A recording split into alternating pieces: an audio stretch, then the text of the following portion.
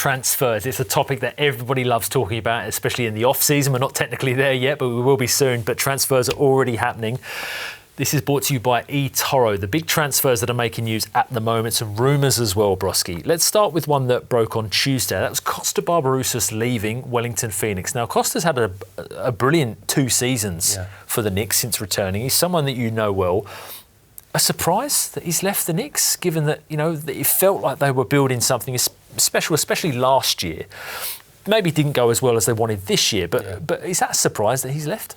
It is, because he was still going forward, the guy they were looking to, and the guy who came up with a lot of their goals this season, and moments of quality. So I thought, yes, it was a frustrating season and changes probably need to be made, but I thought, he's a guy that even in the change room, he's such a great guy to have around, and whether his minutes might be limited next year, that could have been an option, but to still have him there, I think would have been important for the squad. So to lose him, look, it is sending, I guess, a bit of a message in one way that, this season wasn't good enough from the Knicks. They need to bounce back and be a lot stronger, because they were hard to watch at times throughout the year. They really lacked anything going forward, but, what they did have was Costa Barbarouses. So, yeah, it's odd to see him leaving. I thought he would have finished his career in Wellington, but, obviously not. Now, there is a big surprise, a bit of a bombshell that came out this week of rumours that Western Sydney Wanderers forward Zack Sapsford is being linked to and is being appreciated by, shall we say, his old club, Sydney FC. Now, given Zack Sapsford left Sydney FC to go to the Wanderers, has got a ridiculously good scoring record against his old club, Sydney FC.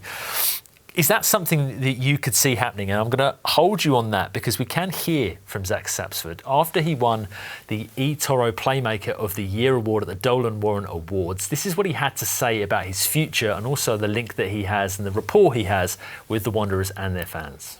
The fans, the RBB, you've made yourself a Wanderer well and truly. You got this great connection with them. Talk to us about the relationship you have with the fan base and that dynamic and how you feed off it and how they have fed off you.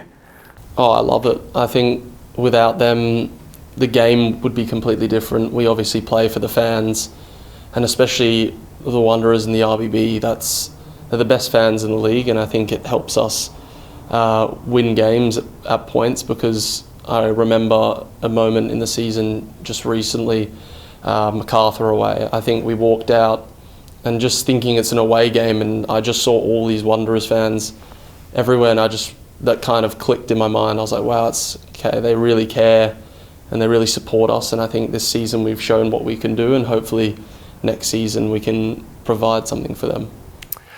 Does that sound to you, Alex Brosque, as someone who's about to jump ship once again and head back to the arch rivals of the team that you already left once before?